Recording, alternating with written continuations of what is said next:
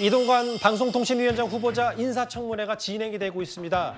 일단 이동관 후보자는 공영방송 개혁 방향과 의지를 밝혔는데요. 잠시만요. 김민정 교수님께 그 질문을 좀 드려야 될 것 같아요. 일단 홍위병이라는 단어가 좀 나왔는데 청문회 과정에서 공영방송 혹은 문재인 정부 때도 여러 악습들이 있었다.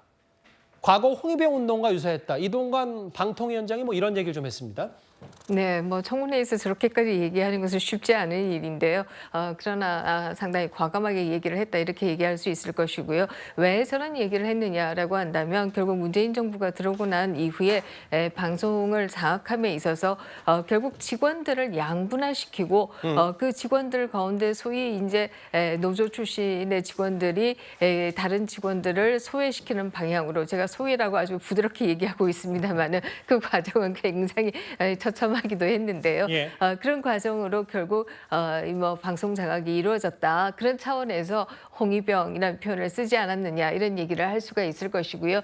문재인 정부가 들어선 게 2017년 5월인데 이미 2017년 8월에 어떻게 방송을 장악할 것이냐라고 하는 문건이 의원 연석회의에 놔둘기도 했었습니다. 그렇게 본다라고 하면 굉장히 정권 초기부터 체계적으로 방송을 장악하려고 했었다라고 하는 얘기를 하고자 했던 것이 아닌가 하는 생각이 듭니다.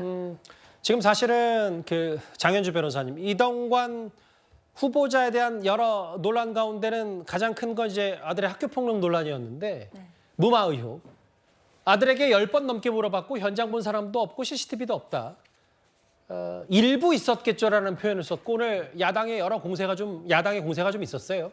그렇습니다. 일단 이동관 후보자에 대해서는 여러 가지 의혹들이 있는데요. 언론 장악을 시도했는 것이 아니냐라는 의혹도 있지만 또 한편에는 아들의 학폭을 무마하려고 했던 의혹이 분명히 존재합니다. 물론 그 부분에 대해서 후보자가 계속해서 해명을 하고 있지만 민주당 입장에서는 그 부분과 관련해서 이번 청문회 증인도 결국엔 채택되지 않았고 자료 제출도 너무나 불성실했기 때문에 제대로 해명이나 소명이 되었다고 볼 수가 없는 상황입니다. 결국 이대로 간다면 청문회 보고서가 채택되는 것이 거의 불가능한 상황이 아닐까라는 우려가 들고요. 예. 그럼 또 청문회 보고서가 채택이 되지 않는다면 대통령께서 임명을 강행하실 수도 있는 상황이기 때문에 사실 국회에서의 또 여야 간의 그리고 대통령실 간의 이 대립이 더 악화될 것 같아서 개인적으로 우려가 큽니다. 이동관 방송통신위원회 위원장 후보자 청문회는 잠시 지금 정해 중인 것 같습니다.